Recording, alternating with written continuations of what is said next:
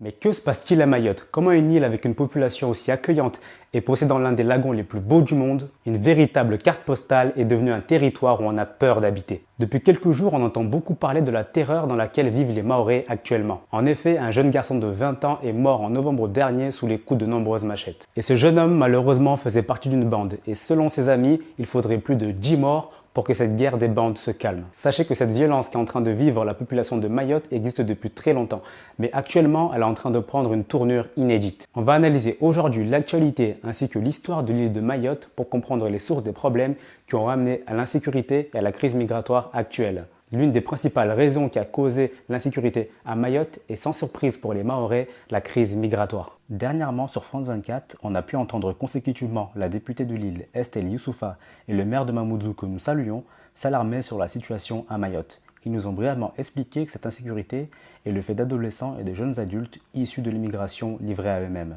En effet, le calcul est vite fait.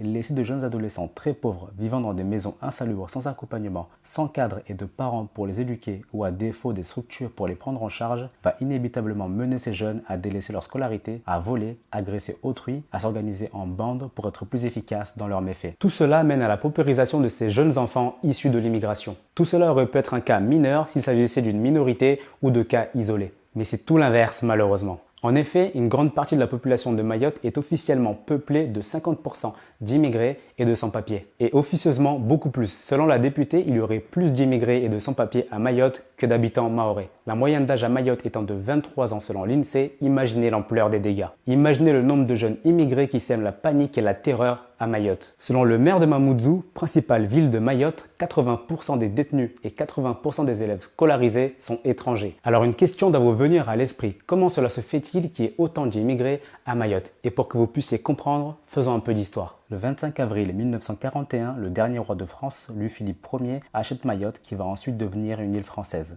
En effet, le sultan Andio Soli, qui régnait à l'époque, fait face à de nombreuses attaques de la part de ses voisins. Ne voulant pas que l'île tombe sous leur domination, il offre alors Mayotte à la France. Heureux de leur première acquisition, les Français vont étendre leur empire colonial aux 3 autres îles de l'archipel des Comores, Mohéli, Anjouan et les Grands Comores. Le centre politique, le protectorat, est installé à Mayotte. Mais en 1958, il sera déplacé aux Grands Comores, ce qui va déclencher une forte opposition dans l'île.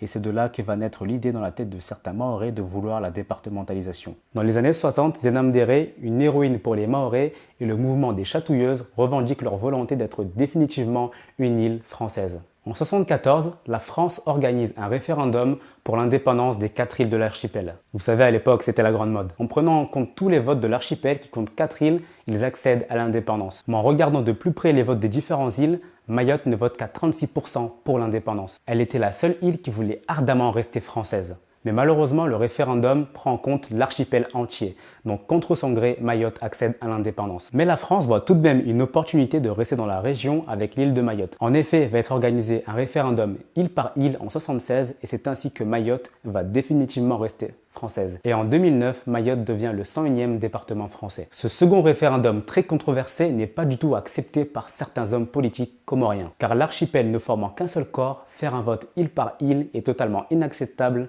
pour eux. Et surtout, l'un d'entre eux, le président Azali, qui est président des Comores depuis beaucoup trop longtemps. Enfin bref, c'est pas le sujet. Qui s'appuie sur l'ONU qui avait réfuté ce second référendum pour revendiquer le rattachement de Mayotte aux 3 îles des Comores. En effet, le premier référendum prenant en compte les 4 îles est le seul valable pour Azali. À ce jour, le président Azali pense toujours que Mayotte appartient aux Comores et non à la France. C'est un peu comme Taïwan et la Chine quoi. Sur ça que se basent de nombreux Mahorais et notamment la députée Estelle Youssouffa pour dire que cette immigration est contrôlée par le gouvernement comorien pour reprendre le contrôle sur l'île de Mayotte. Et pari réussi car aujourd'hui Mayotte est beaucoup plus peuplée par des Comoriens que par les Mahorais eux-mêmes. Alors il faut aussi savoir que les îles comoriennes sont des îles très pauvres. On a les Grands Comores, Mohéli ainsi qu'Anjouan.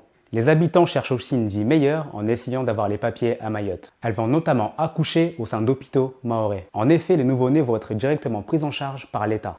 Cette histoire a fait en sorte qu'aujourd'hui, il existe une réelle animosité entre les Comoriens et les Mahorais qui sont pourtant des frères. En effet, d'un côté, on a les Mahorais qui veulent par tout moyen faire sortir les Comoriens de l'île et de l'autre côté, des Comoriens qui se sentent pour la plupart chez eux. J'ai fait ce long détour sur l'histoire pour vous expliquer le principal problème à l'origine de l'instabilité et de l'insécurité sur l'île de Mayotte.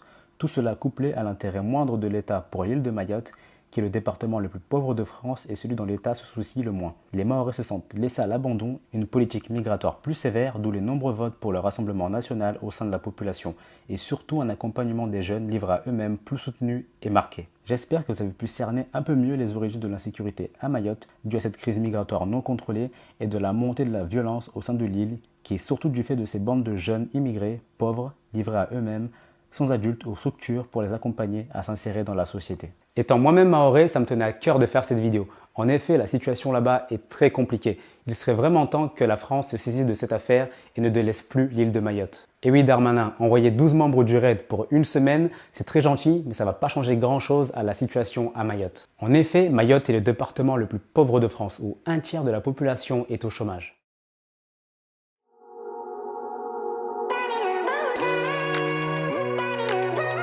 Si vous voulez voir plus de vidéos sur Mayotte, dites-le moi en commentaire et laissez un like sur cette vidéo parce qu'il y a beaucoup de choses à dire et je serai heureux de le faire.